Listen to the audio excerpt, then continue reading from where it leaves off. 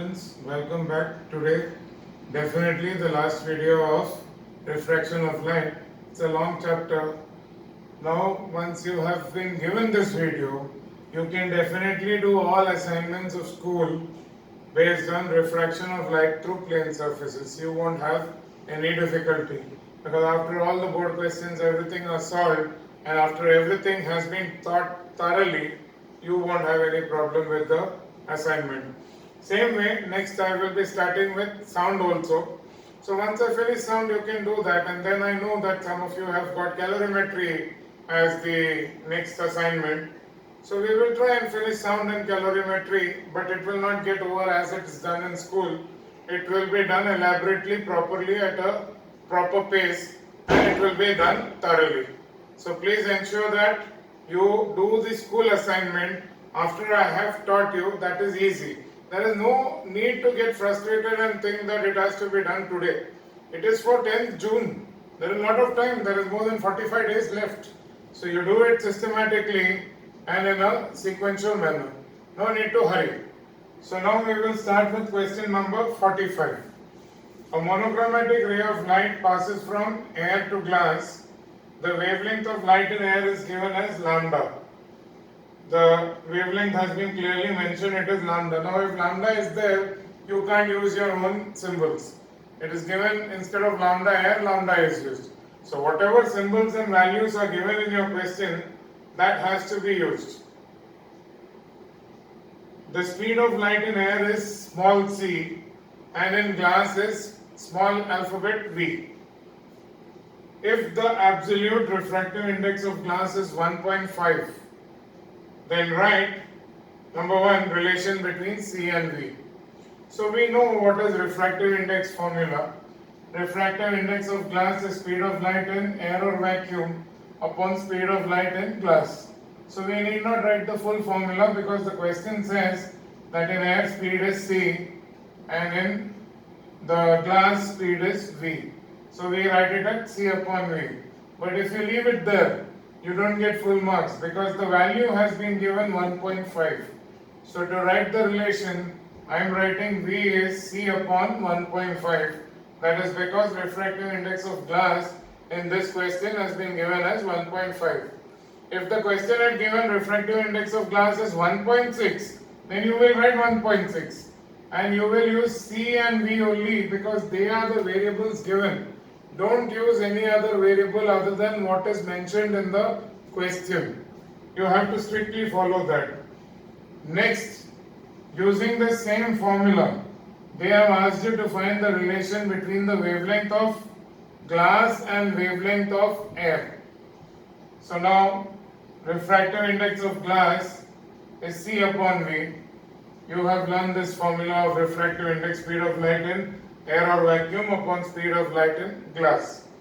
Now speed formula is F into lambda. So since this is air, I have written lambda air. And since this is glass, F remains same. I have written lambda glass.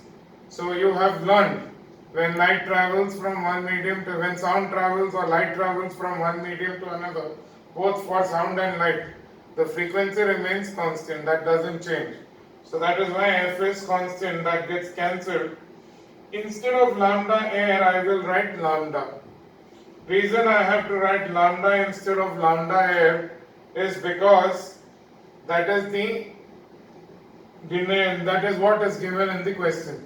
That is the symbol used in the question. And lambda glass is lambda G as per the symbol used in the question. So we can write lambda glass is lambda upon 1.5. So this is a question which you need to revise. If you do not revise this question, you are bound to forget how to answer this question. So that is why I am writing it very important. It has not been asked yet in the boards. So sometimes one question like that can be asked in the boards. So please make a note of this and ensure that all this is written in your notebook. Next is question number 46. That is something you have already done. Name two factors on which the refractive index of the medium depends and state how it depends on the factors stated by you. So you not only have to write the factors affecting refractive index, but other than that, you need to also say how it depends on those factors. You can refer your earlier notes, it is already given. Then we go on to question number 47. You are given refractive index of water with respect to air.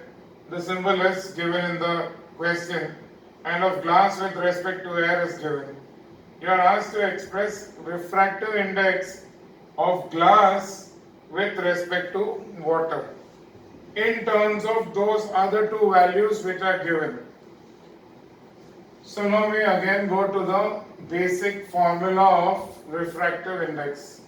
If you say refractive index of second medium with respect to first medium, then we have written the formula. See, generally you know the formula with respect to formula of, let's say, glass with respect to air. You write speed of light in air, that is speed of light in the first medium upon speed of light in the second medium. That is, in most cases it may be glass or water. So now, in order to get V1 upon V2, I can write it as C upon V2 upon C upon V1. Because when this division is converted to multiplication, it will be C upon V2 into V1 upon C. So C will get cut. So it will become V1 upon V2 in the way it is required. Now why did I write it like this? Because this is nothing but refractive index of second medium with respect to air, and this is refractive index of first medium with respect to air. So C upon V2, speed of light in air upon speed of light in second medium, is nothing but speed, and this is refractive index of second medium with respect to air. So it is written as refractive index of second medium. Nothing is mentioned in the left hand side, means it is air. And same way, C upon V1 is speed of light in air or vacuum upon speed of light in medium 1. So that is refractive index of the first medium. So it is refractive index of first medium with respect to air. Now why have I written it like this and explained it? Because the question asked is not V1 upon V2. Though we know it is V1 upon V2, if you read the question asks you to express refractive index of glass with respect to water. So if I write glass with respect to water, then it will be refractive index of glass upon refractive index of water. Why? Because refractive index of second medium with respect to first is actually refractive index of second medium with respect to air upon refractive index of first medium with respect to air. Now sometimes it is difficult to remember it like this. So you can just learn this formula. Refractive index of second medium with respect to first is refractive index of second medium with respect to air upon refractive index of first medium with respect to air. So by using this, you can say refractive index of glass with respect to water is refractive index of glass upon refractive index of water. And this is the symbol given in the question. In the question you are given refractive index of water is expressed like this and refractive index of glass is expressed this way. And you are asked to express refractive index of glass with respect to water. So you can remember this just because you need not write all this. You just have to write the answer and then say because refractive index of second medium with respect to first is refractive index of second medium upon refractive index of first medium. So you just have to remember this and then directly write this. Writing all this is not necessary. I have just written it so that there would be some students who are curious to know how did you get refractive index of second medium with respect to first is refractive index of second medium upon refractive index of first medium. So you can remember that and write it directly. Here the second medium is glass on the numerator and first medium is water on the denominator. Now question number 48, simple. The ray of light passes from medium 1 to medium 2.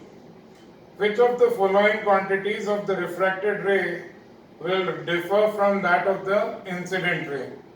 You are given four options: speed, intensity, frequency and wavelength. Now you know speed changes from one medium to another. Intensity means light ka brightness. In case of light it will be brightness, and in case of sound it will be the loudness of sound. So all that changes. Speed changes, intensity changes, even wavelength changes. We have learned that speed changes because wavelength changes. What remains the same is frequency. Frequency is the only term that remains constant, and that's what we had used here also. When there is a change in medium, the frequency remains constant, both for light as well as for sound. So that's the answer. Three things change: speed, intensity and wavelength. Only frequency remains constant. Now 49, first part.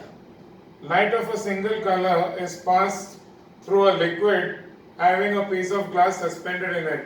So inside a liquid there is a glass piece suspended in it. Now why and how can we see that there is glass inside the liquid? Of course both are transparent, but how can you make out there is glass? That is because of refraction. If there was absolutely no refraction, then you wouldn't be able to make out that there is a glass piece inside the liquid. So objects can be seen one inside the other even in transparent mediums because of refraction of light. There will be some bending of the ray of light when it is traveling from that liquid to that glass. So because of that, the glass is visible inside the liquid. If there was no refraction, there would have been the rays going straight. In that case, that glass piece would not have been seen within the liquid. It will appear to be one homogeneous medium, not something inside another. So now the question asked here is, on changing the temperature of liquid, at a particular temperature the glass piece is not seen. The answer is when refractive index of liquid is equal to refractive index of glass. See, it is mentioned liquid, it is not given water. Water refractive index and glass refractive index is different. So the question clearly mentions liquid, imaginary. Then the glass will not be seen as there is no refraction. So at that particular temperature, both glass and liquid has the same refractive index. So that's the reason why glass will not be seen inside the liquid. That's the answer what you are supposed to write. Okay, now the 49th question. Light of a single color is passed through a liquid having a piece of glass suspended in it. So glass is inside the liquid. On changing the temperature of the liquid at a particular temperature, the glass is not seen. At a particular temperature, the glass is not seen. When is the glass not seen? This happens when the refractive index of glass and liquid is exactly the same. And this can happen only if one single color or wavelength of light is incident. See, answer is given there. If light of different colors are used, that first part we had already done. Now the second part asks you what will happen if multiple colors are used. So if you are using all the wavelengths of VIBGYOR, that is 4000 Armstrong degree to 8000 Armstrong degree, then it is not one single wavelength or monochromatic light that is used.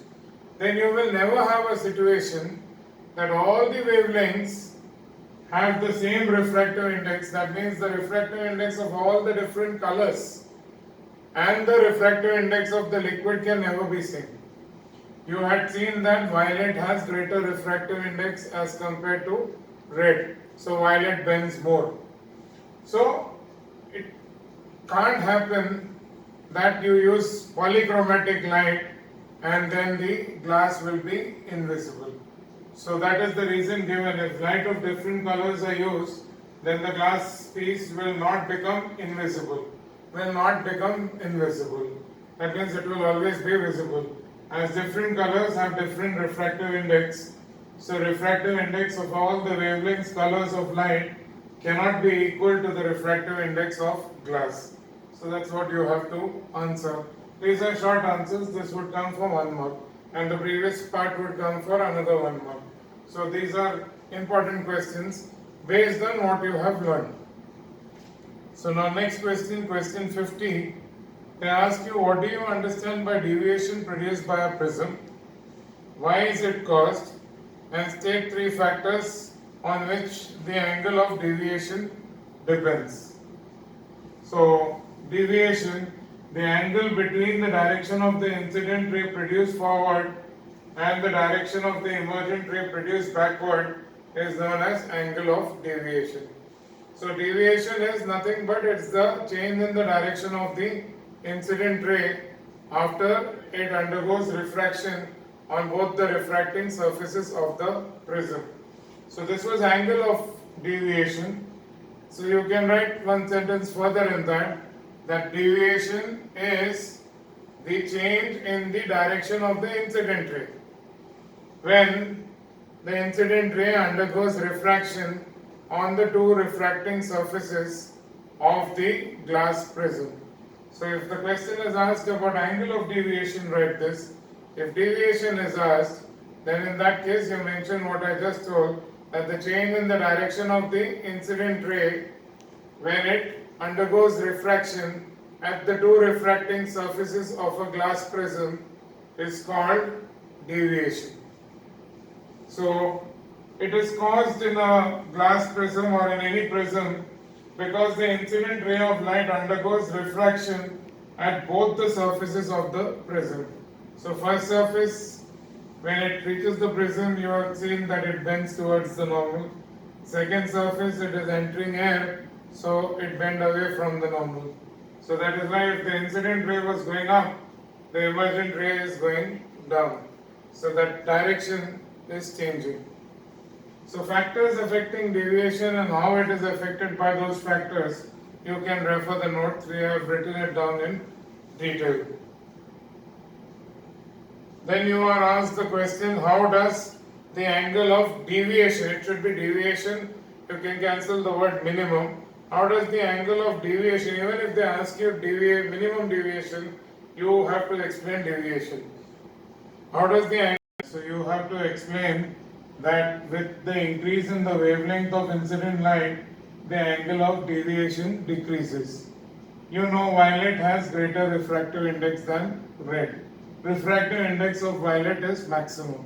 It bends the most. So deviation of violet is maximum. It bends more than red. But what is the wavelength of violet? It is the least. You know violet has 4000 angstrom degree wavelength and red has 8000 angstrom degree wavelength. So wavelength of violet is least. So with an increase in wavelength, the angle of deviation is decreasing. Red has maximum wavelength and minimum deviation. So that's the first thing that is expected in the first part. The second, they are asking you what is the refracting angle of the prism and angle of deviation. What is the relation between that? So this you had learned in the factors affecting deviation, that with an increase in the angle of the prism, the angle of deviation also increases. So you just have to write that. The next question, that is 52, first part. A light passes through a rectangular glass slab and to a triangular glass prism. In what way does the direction of the emergent beam differ and why? So you will have to mention that in a glass slab, should be glass slab, in a glass slab or in a parallel sided glass slab, there is no deviation. There is only lateral displacement. So there is no change in the direction of the incident ray. It goes in the same direction but only sideways shifted. Whereas in a glass prism, there is angular deviation. That is, the direction of the emergent ray and the incident ray are different. So that's how the deviations differ. In a glass lamp, there is no deviation, but there is only lateral displacement of the incident ray of light. So the direction is the same, incident ray and emergent ray. Whereas in a glass prism, there is angular deviation, that is the direction of the emergent ray and incident ray are different. So that is what you have to write for 52nd first part. Now 52nd question second part, it is actually a question from lens. Maybe it has come together in the board exam. So that is why it has been put like that in this chapter. So anyway, you have done lens in 8th standard and maybe you remember it. I will do it again when we do it in the lens chapter. So it is given that Ranbir is telling that the convex lens is producing an image which is 2 times the size of the object. That means a magnified image. So he is wrong, because a concave lens always produces a diminished image. Virtual erect diminished image for any position. So that is why his statement is wrong, cannot be magnified, it cannot be 2 times the original size. Now the next question asks, that is question 53. You are asked to draw a figure. A fish is looking at a 1 meter high plant at the edge of a pond. So fish is looking at a plant at the edge of a pond. Will the plant appear taller than its actual height to the fish, or will it appear shorter? Draw a ray diagram to state your or show your answer. So this is the original plant out there on the side of the pond. This is water and the fish is in water. So the rays of light from that plant, I have taken 2 rays going towards 2 points, 1 and 2. When they reach the surface of water, the rays will bend towards the normal, because they are entering from rarer air to denser water. So because they bend towards the normal, the rays appear to come from a raised position. So instead of coming from here, it appears to come from there on top. So overall the plant appears taller. Remember, the rays of light are not traveling from the eye to the object. Rays of light are traveling from any object to the eye. So fish, this is the plant, so it is traveling from plant to water and to the fish. So it appears to come from a higher point. It is from a taller position or higher position that it appears to come. So that is, the diagram is important. 2 rays has to be shown from the plant towards the fish. Bending should be shown towards the normal, and therefore the plant appears taller. So when you draw these diagrams, the diagram should be pretty big. It should be at least 7-8 lines of your answer paper. You should not draw some miniature diagram and expect that you get marks. Again, the rays, the arrows has to be shown before and after refraction. If the arrows are not there in ray diagrams, you will be given 0. So then the 54th question, an object is placed in one medium, when seen from the other medium, appears to be vertically shifted. So now we are not talking about lateral displacement. This vertical shift means upper. The same thing. It appears to be vertically shifted. From seen from one medium, when looked in the other medium, it seems to be vertically shifted. Name the 2 factors on which the magnitude of the shift depends, and how does it depend on that? I have given this answer when I explained real depth and apparent depth. We had even drawn the figure that greater the thickness of the glass slab, more will be the shift. Similarly, greater the refractive index of the medium, greater will be the shift. So those factors you can learn from the previous notes and write it down. Next question, the question was incomplete in the textbook, in our Anish tutorial book. So you have to complete the question. What they are asking is, state the approximate value of critical angle for. This line was not there in the notes. So please add that. Glass, air, surface. So glass, approximate value is 42 degree. But some teachers will insist even if they ask approximate, write the actual value. So as per concise, the actual value is 41 degree 48 minutes. So write that. Write both 41 degree 48 minutes approximately equal to 42 degree. Same way, critical angle of water is approximately 49, but you write 48 degree 45 minutes approximately 49. Then the next factors affecting critical angle, you have written that. I have explained what is critical angle and what are the factors affecting critical angle. Basically the factors affecting the refractive index.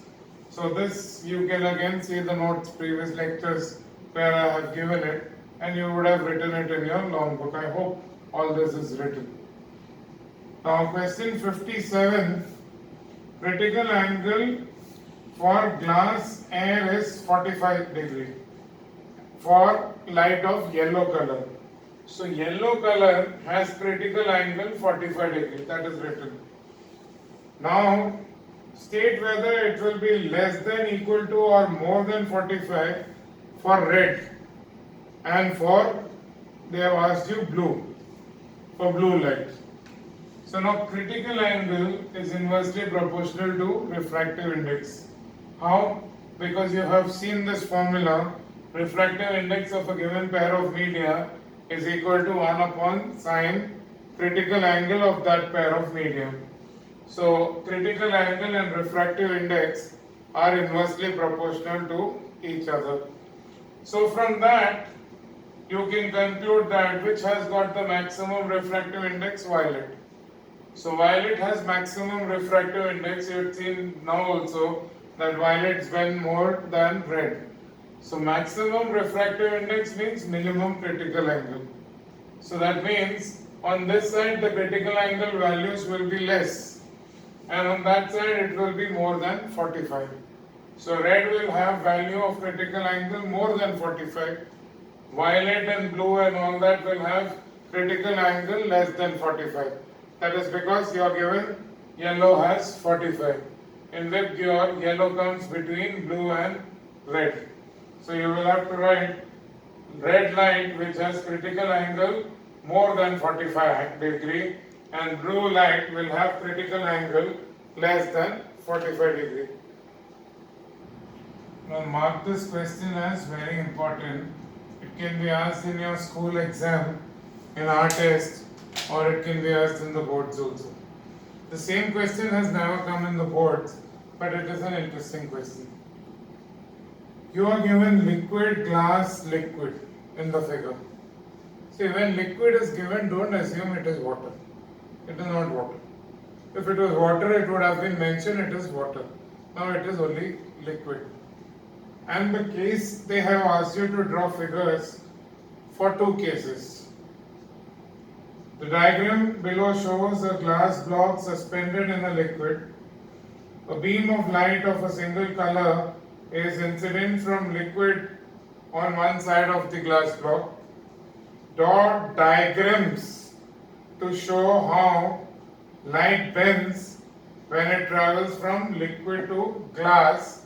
Number one, the light is slowing down in glass, and number two, the light is speeding up in glass. So two different diagrams. And now if you draw it wrong, you get 0, because see, first thing, they have shown light slows down in glass.